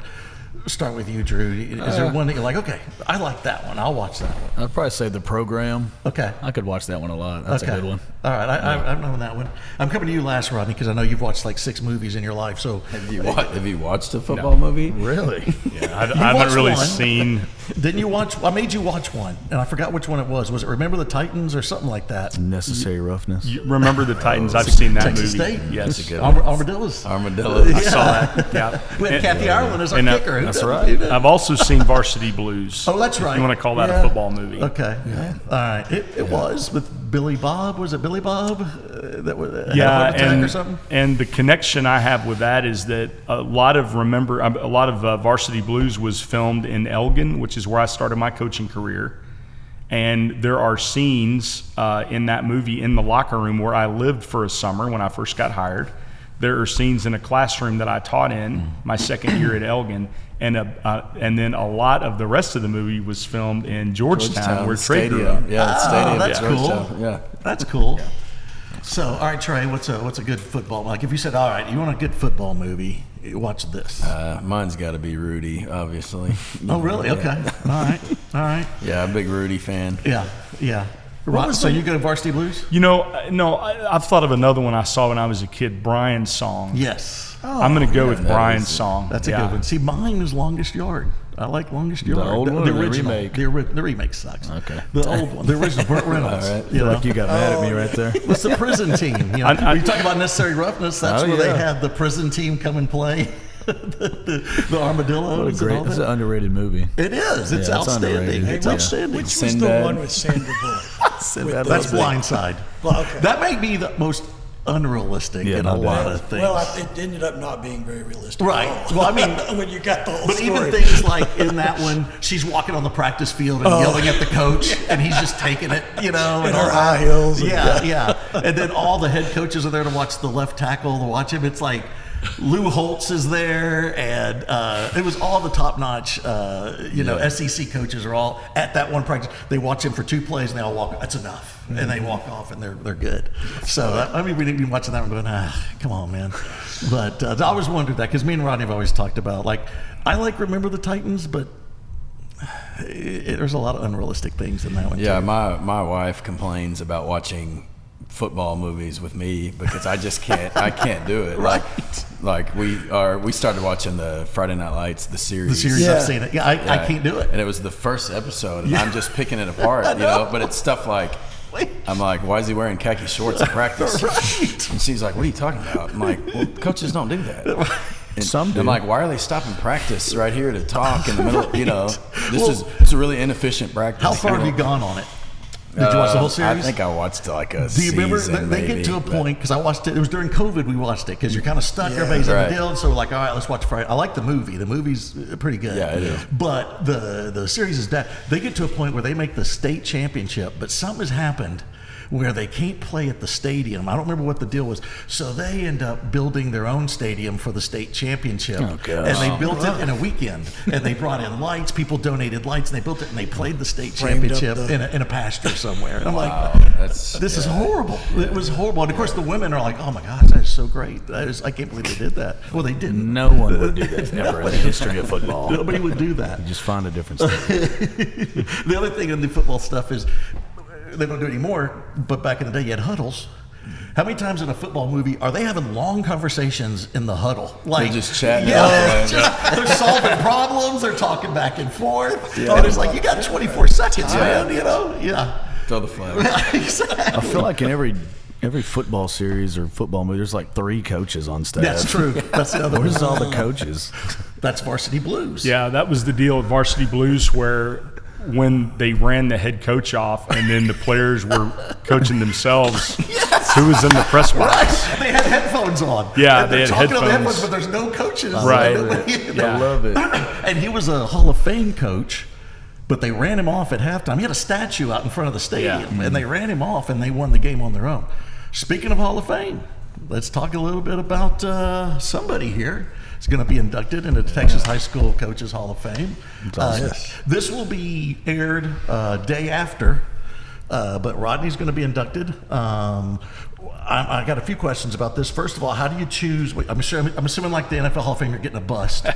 And so, what hat are you going to choose? What logo is going to be on the hat? There's no hat. There's no hat. Although I think the THSCA in some of their like marketing or whatever, like the cover of Texas Coach magazine when the inductees were announced, I had nothing to do with that. And I think, as I recall, I was at Rockwall, and I've got Rockwall stuff on. Okay. So, but I didn't have As it should any. be. I've worried a little bit that somebody from Heath might look at that and go, "Oh." But I had. Or if they watch the nothing. podcast, it's all Rockwall behind you. Yeah, right. No, I had nothing to do with any of that. So no.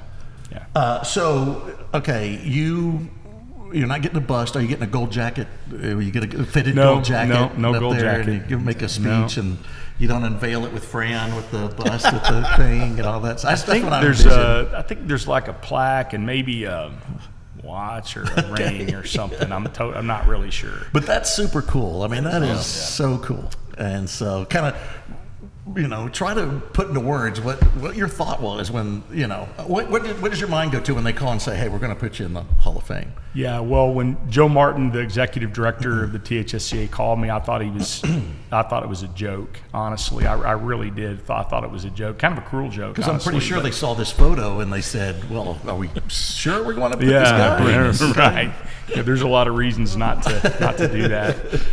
Well, I mean, it was pretty mind numbing, honestly, to be given that news. And I've always felt like my whole career, there have always been other people I've looked up to, and there's always been, when I got elected to the board of directors for our Coaches Association, I thought that was a joke. And then, when I started doing that, and I would sit in those board meetings and look up to all these legendary guys around me. And then there came a point 4 or 5 years later, then I got nominated one year for the president. And I didn't win the presidency that year, but just being nominated, I thought, like, this is, again, like some kind of a party joke or something, And so then, getting nominated the following year and then winning and serving as president 3 years was surreal. And then this is equal or greater to any of that. So, but what I would say is that, football is the ultimate team sport. And for a guy like me that's been a head coach for a long time, you really are just a product of the people around you. And I think if there was something that I were to be given credit for, it would be surrounding myself with good people, hiring the right people, creating atmospheres that people want to be a part of. And I think that's probably, honestly, that has as much or more to do with anything that I'm ever given. And it sounds like, I don't want to be the aw shucks guy, but it really is the truth. It's players, players that have poured into a program and great players, but not just the great ones, the guys that were Caleb Broach, those guys, and then the coaches, that I've been fortunate enough, guys like Trey, that I've been surrounded with. So I mean, to me, it's an award and it's a recognition that has a lot more to do with other people. I just think it's cool you're paying for everybody's hotel rooms. I think that is just outstanding Yeah. and big of you. Yeah, it is. Aren't you excited about Yes, that? yes. Yeah. Okay, we had some questions from Facebook. This is from Tony Bowles. Question 1, what is y'all's max bench press? Ooh, good question. Current? No, max of your whole life. I wouldn't say current. Max of whole life, ain't current. That's your No, I have no idea. Is that a real question? Yeah, I think it I'm is. not It's from answering. Bowles. Tony Bowles Tony wants to know. Bowles. I feel like that's tough. he probably knows this, but I pressed 345 in college. That's the most I could ever do. Okay. That's big time. Gold jacket or green jacket? What would you rather have? I know your answer. Who gives it? Well, like in Hall of Fame. Green jacket, no question. Hall of Fame or Masters, I guess, if you had a choice. Which jacket? Green jacket. Green jacket. Yeah. Gosh, I guess, yeah, green jacket. Really? Yeah. No. Roy City, gold. There you go. There you go. Let's go. I'm still. And then, who's your favorite soccer coach? You don't even have to answer that. We all know it's. Yeah.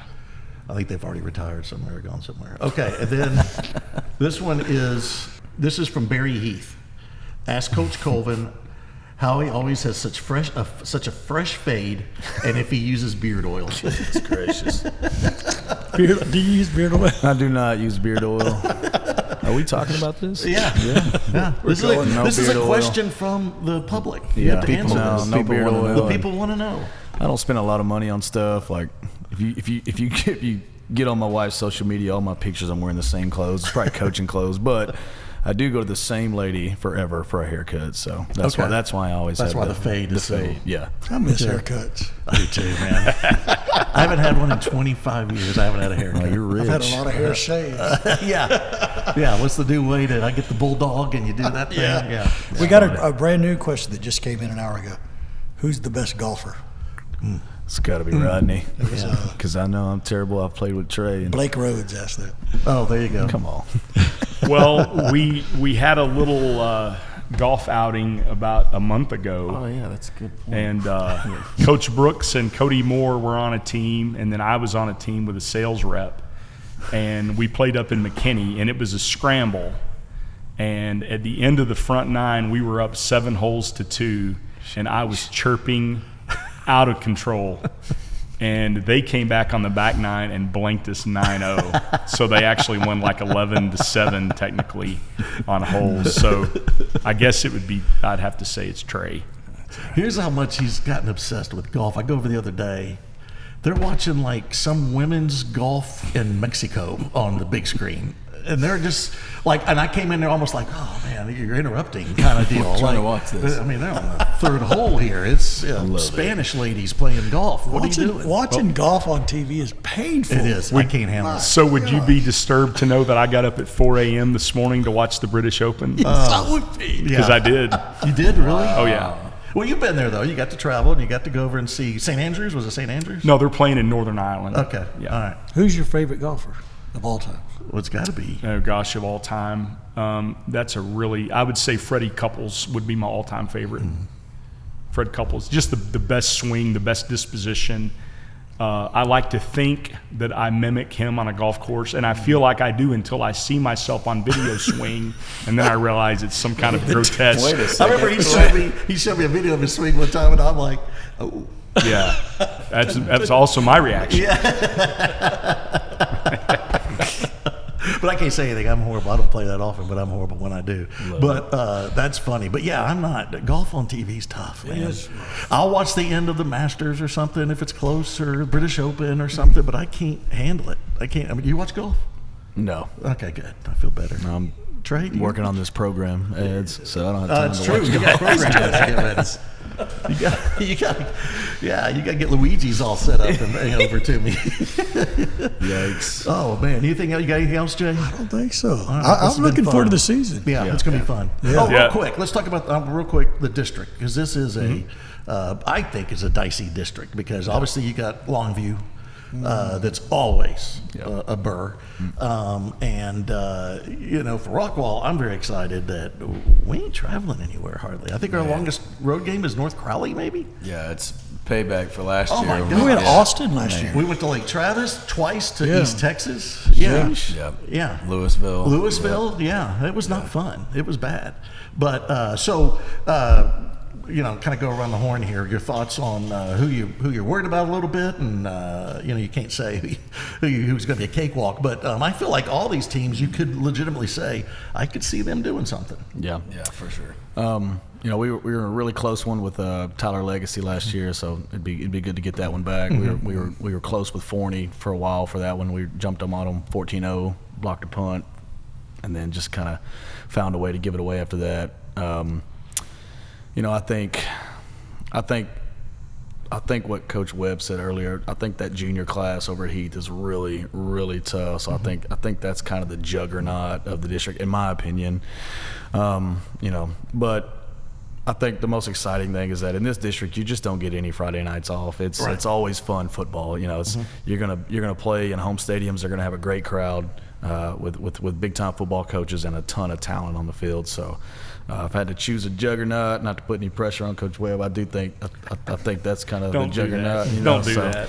A Hall of Fame coach, So I feel like if he doesn't make the state championship, it's a failure of the season. That's kind of the way I look at it. State or bust, but like I said, I think had some close ones. I'd like to get back this year, and excited about the group that I got. And, 10-6A football is fun every Friday night. It is, Rodney. Well, it's the deepest 6A district in the state, and It gets and look, no attention for that, with, though. and with all due respect to all the other districts, I know the Duncanville, DeSoto, Right. Waxahachie, it's a really good district, but in terms of top to bottom, it's the deepest district in the state. You've got 7 playoff caliber teams.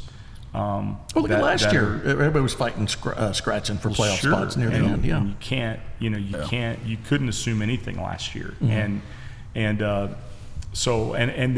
the other thing this year, I think, is just the physical talent on the field, the number of elite football players, not to mention the level of coaching or whatever, just the number of elite football players is kind of staggering. My 2 years in Gar, Allen, and Prosper were all really good. Both of those years, and then there were some other really quality teams, but it reminds me a little bit from a talent standpoint of being over there in that district. Trey, same thing. Yeah, I mean, really good district from top to bottom. I mean, I know what kind of programs we all three of us run, and that our teams are going to be good and ready, and we know what Longview is all about every year. It doesn't matter the year for them. That's what I was going to mention. Yeah, the best, most talented player in the district plays for North Forney. Forney, I think, probably has more Division I players than anybody in the district. So, I mean, there you go. And North Forney they still have is it the 4 guys that transferred, or did any of them graduate, or I can't remember. Remember, they had the 4 guys that transferred over to North Forney. I'm not sure. And they were studs. One of them was the quarterback, but yeah, Forney has the running back, right? The stud running back. Running back, quarterback, receiver, quarterback. Yeah, all exactly. Division I players. Yeah. Exactly. And so, it's just one of those. I remember back in the day when it was the district and you would have North Mesquite and Skyline and all those, and you're like, you couldn't get up for those. I mean, I don't know how y'all did it, because as a broadcaster, you'd be like, oh, man, we're going to drive out there to watch 65-0 at half and all that. There ain't nothing like that now, and it is always fun. And then real quick, you talked about your non-district. Well, your non-district, real quick, for Heath. It's Cream Puffs this year. Highland Park, Prosper, San Juan Hills, California, Southern California Powerhouse, and Mansfield Legacy at Mansfield. So 4-0. Yeah. Oh yeah. On your way to state championship, you start out 4-0 with all those. And that's pretty good. And the Rockwall, I know we start out at Berkner. At Berkner, like Travis at home. Then we get Louisville at home, and then we travel to North Crowley. Another easy one. Right. My favorite last year was when too easy. Trey, they were making the schedule last year, and I remember he said something like, "Man, I can't find anybody for week 4." Because I asked him, I go, "You got your non-district?" He goes, "No, I can't." And I said, "Well, I just saw that Byron Nelson is open." He goes, "Dude, I'm not playing a 14-0 team." And then he calls like 10 minutes later, "Hey, we got North Crowley." I'm like, what improvement was that? What are we doing? I remember that realignment. It's just funny. Yeah, we left that realignment with only 2 of the 4 games. Yeah. And found Lake Travis on the way home and North Crowley like a couple days later. Well, you had to go out of state. Yeah, and so you're playing out of state. So yeah, it's crazy, man. But it's fun. I can't wait, and it seems like it flies by so fast. Those 10 weeks. Braswell for It that one. does. Yeah, you're going to be at every game. You're going to be watching the drill team. Got the girls. I was there every game last week. I know you need to come up to Last the year. booth. Yeah, I will. Yeah, you need to come up there. And guys, can't tell you how much we appreciate it. This is really fun. Yeah, This was fun. fun. Anybody Yeah. else we need to kick around? We talked about, do we have any bracket stories? Do we need to throw a bracket story out there or anything? Man, maybe we kick her. Maybe you get the OCs on here. Will Reed and Cody Moore and that's Kevin true. Barnes. Yeah. Get them on here. That's a good one. That would be good. That's a good They all one. got some Rockwall ties. That's true. That's true. That's true. I remember Will Reed when he played. It was like, I don't know, and he broke every record, when he got in there. I don't know He if you was know great. this. His brother is on our staff, Alan Reed. Alan, I remember Alan when he played, and yeah, that's a great family. Yeah, Yeah, good so, family for sure. It is. Well, there are so many kids. Well, a lot of kids that I've coached that are coaching now, but just Rockwall kids. There's several kids. Jax Johnson, Tristan Anderson, Will Reed, and then I've got Matt Jones and AJ Blacknall That's awesome. on the staff at Heath. Yeah. I mean, how cool. And Will Reed over there at Royce City. Yeah. Cool. Yeah, and you stole the DC. You still got, from us, wasn't it? Wasn't he? Judy. Yeah. No, he was defensive the line coach. Yeah, that's right. That's right. Yeah, defensive line coach. Yeah. So anyway, more Rockwall people heading over to Royce City. Amy Anderson, we got her. And Hey, how is it working Not for Amy done. Anderson? Is that just a pain in the ass? man, stop. She's golly, she's the She's best. probably, she told me she gets to call plays this year. I saw the other day. Yeah, everybody else in the stands, they want to too. So if she wants to chime in, I trust her. But no, she's the best. You tell us what you really think after the Right. podcast. I will, So- yeah. Yeah, we know Amy. We know you have to say what you have to say. I'm pretty pissed. So yeah, y'all let me know. Y'all know that she's best of the best. So. She is. She's is. outstanding. She's outstanding. All right, Jay, you got anything else? I don't think so. All right. I know with all your football knowledge, you wanted to kind of get everything out there. Soak it in. Soak it in. Yeah. I was telling Jay last year we were talking about the Jackson, or it wasn't Jackson, but when we did the 2-point conversion to beat Allen, we were showing that clip. It was when Braden was out there and Jake was, what's a 2-point conversion? My goodness, that's awesome. It's like, okay, let's shut down. Let's go ahead and start over. But guys, thanks. Good luck this season. Yeah, Expect to thanks. see Thank everybody y'all. in the playoffs. It's going to be a good time. Yes, sir. Thank you. All right. See y'all next time. Thank you.